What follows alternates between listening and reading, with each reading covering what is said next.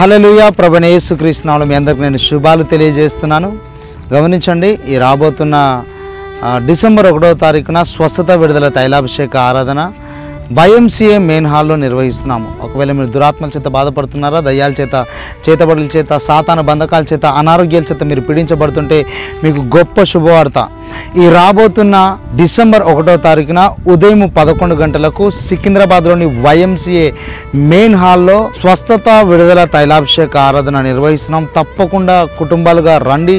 ఆ రోజు పరిశుద్ధాత్మ దేవుడు నాకు తెలియజేశాడు, ప్రతి ఒక్కరిని అభిషేకించమని తెలియజేశాడు. కాబట్టి తప్పకుండా రండి.